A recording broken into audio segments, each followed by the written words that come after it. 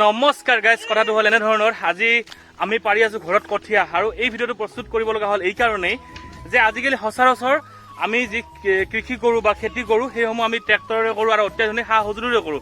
কিন্তু আমি যে বলদ গৰুৰে হাল বাওঁ, এই হাল বাওঁতে কিছুমান আমাৰ সা সঁজুলি প্ৰয়োগ কৰা হয়। এই সা সঁজুলিসমূহ চিনাকি কৰি দিব বিচাৰিছোঁ আপোনালোকৰ মাজত, আৰু যিসকলে এই বস্তুখিনি নাজানে আৰু তেওঁলোকৰ কাৰণে এইটো ভিডিঅ' প্ৰস্তুত কৰা হৈছে। আৰু আপোনালোকৰ যদি ঘৰৰ ল'ৰা ছোৱালীক দেখুৱাব বিচাৰে তো আপোনালোকে দেখুৱাব পাৰে, আৰু যিসকলে নতুন চাই আছে তো ভিডিঅ'টো শ্বেয়াৰ কৰিব কাইণ্ডলি, কাৰণ আনে জনাটো প্ৰয়োজন আমাৰ এই কৃষিৰ সঁজুলিসমূহ। কাৰণ কৃষি অবিহনে আমি যিহেতু শূন্য, আৰু কৃষি আমাৰ খেতি মানে আমাৰ গাঁৱৰ মানুহৰ প্ৰধান এক কি বুলি কয় অৰ্থনৈতিক দিশত আমি স্বচ্ছল হওঁ কৃষিৰে। আৰু সেই কৃষিৰ আজি আমাৰ ফাৰ্ষ্ট ষ্টেপ বুলি ক'ব পাৰি এতিয়া খেতিৰ, ধান খেতিৰ।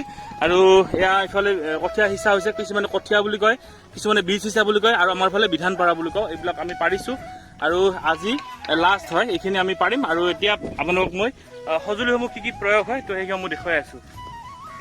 ফাৰ্ষ্ট মই দেখুৱাইছোঁ, এয়া হ'ল কোৰ, এইখন হ'ল কোদাল, আৰু কিছুমান জেগাত কোৰ বুলি কয়। এইখন কোদাল, এয়া হ'ল কোদাল, আৰু এইখন কৃষকৰ এক মূল্যৱান সম্পদ এই কোদালখন। আৰু এই কোদালখন যদি হেৰাই কৃষকৰ মাথা গৰম। আৰু এইখন কোদাল, আৰু লগতে সিঁচা, আৰু এইখন হ'ল সিঁচা, এইখন আমি সিঁচা বুলি কওঁ। আপোনালোকে চাব পাৰে য'ত পানী নহয়, মানে য'ত পানী কম আছে তাৰ পৰা আমি সেইখন সিঁচি দিওঁ, য'ত পানী বেছি আছে এইখন এই কামত ব্যৱহাৰ কৰা হয়। এইখন হ'ল নাম সিঁচা বুলি কোৱা হয়।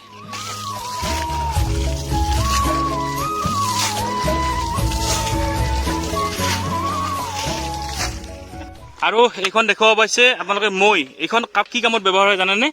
এইখন আমি যেতিয়া মাটিখিনি আমি হাল বালোঁ এই সমান কৰিবলৈ এই বস্তুটো ব্যৱহাৰ কৰা হয়। তো এইখন হ'ল মৈ, আৰু এই যিটো পিছলা ছাইড আছে এইটো ছাইড বাঁহ গছৰ পৰা বনোৱা হয়, আৰু এই ছাইডটোক কোৱা হয় পিছলা মৈ, আৰু এইটো ছাইড যে আছে এইটো ছাইড আমাৰ কামৰা মৈ বুলি কোৱা হয়। আৰু এই যে দুডাল ৰছী আছে আপোনালোকে ৰছীডাল দেখা পায়, এই দুডাল ৰছী হ'ল ডাকন ৰছী বুলি কোৱা হয়। এয়া ডাকন ৰছী, আৰু লগতে এয়া ডাকৰা, এয়া দেখিব পাইছে এয়া ডাকৰা। তো আমাৰ ফালে ডাকৰা বুলি কয়। সেইটো এনেকুৱা মানে বাঁহৰে হয়, বাঁহ গছৰ পৰা তৈয়াৰ কৰা হয়। আৰু ইয়াত এই জুটনি যিটা জৰি আছে ইয়াত লগোৱা হয়।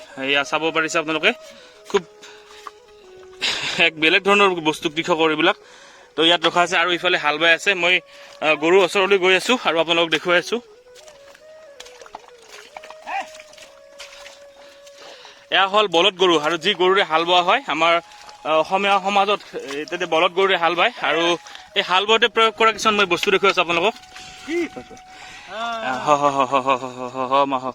আৰু এয়া হ'ল যিখন হাত ধৰি আছে সেইখন হ'ল নাঙল, আৰু এয়া যে নাঙলৰ যিডাল নাঙলত লাগি আছে বাঁহডাল, এইডাল ডিলা বুলি কোৱা হয়। আৰু এই যে ৰছীডাল দেখিছে এইখন জোঙাল, এইখন ক'ৰবাত জুৱলি বুলি কোৱা হয়, আৰু এইখন জোঙাল বুলি কোৱা হয়। আৰু লগতে এয়া হ'ল কি কৰি ঘূৰা হয়, এয়া শুঙাল, এই যিটো বাঁহৰ কাঠি দেখা পায় আপোনালোকে, এয়া শুঙাল। আৰু এয়া হ'ল গৰুৰ লগত যে লাগি আছে, জোঙালখনত যে লাগে আৰু গৰুটোক জোৰে, এয়া জুটনি জৰি, আৰু ইফালে জুটনি জৰি লাগি আছে। আৰু সেয়া হ'ল হাতত যে আছে সেয়া হ'ল হাওলা লাঠি। তো এইখিনি সঁজুলিৰে কৃষি কৰা হয়, আৰু কৃষকৰ এইখিনি সঁজুলি হ'লে তেওঁলোকে কৃষি কৰ্মত নিয়োজিত হ'ব পাৰে। আৰু এই যে মই হাওলা লাঠিৰ কথা ক'লোঁ, আগতে আমি শুনিবলৈ পাইছিলোঁ যে যিসকলে কৃষকে যেতিয়া পথাৰৰ পৰা আহিব, আৰু পথাৰৰ পৰা অহাৰ সময়ত যদি মানে কি ঘৰৰ কৃষকৰ যিখিনি গৃহিণী বা কৃষকৰ অৰ্ধাংগিনীৰ যদি ভাত দিয়াত প্ৰব্লেম হয় বা কিবা কামত যদি পলম হয়, তেতিয়াহ'লে হাওলা লাঠি দেখছা না, হাওলা লাঠিক পিঠি ফালিম। তো এতিয়া সেই প্ৰবচনটো বাৰু নাই, কাৰণ এতিয়া কৃষকৰ অৰ্ধাংগিনীক বহুত মৰম কৰে কৃষকে বহুত, কাৰণ দিন লাহে লাহে সলনি হৈ গ'ল। তো গাইজ, তো এয়াই আছিলে খেতিৰ লগত ব্যৱহৃত সঁজুলিসমূহ। তো মই আপোনালোকক চিনাকি কৰি দিলোঁ, বহুতে বাৰু চিন পায়, আৰু যিসকলে চিন নাপায় তেওঁলোকৰ কাৰণে এই ভিডিঅ'টো প্ৰস্তুত কৰিলোঁ। আৰু বাই শ্বেয়াৰ এটা মাৰি দিব, কাৰণ কৃষকে আমাৰ অন্নদাতা, কৃষকে আমাৰ সকলো, আৰু এই যিখিনি আমি চব্জিৰ পৰা আদি কৰি খাওঁ, তো কৃষক অবিহনে আমাৰ খোৱা খাদ্যটো আধৰুৱা। তো সেইসকলে কৃষকৰ বাবে এটা লাইক, আৰু কৃষকৰ বাবে এটা শ্বেয়াৰ, আৰু যিসকলে নাজানে সৰু বাচ্ছাসকলকো এই বস্তুখিনি দেখুৱাব। তো এইটো ভিডিঅ', বাই।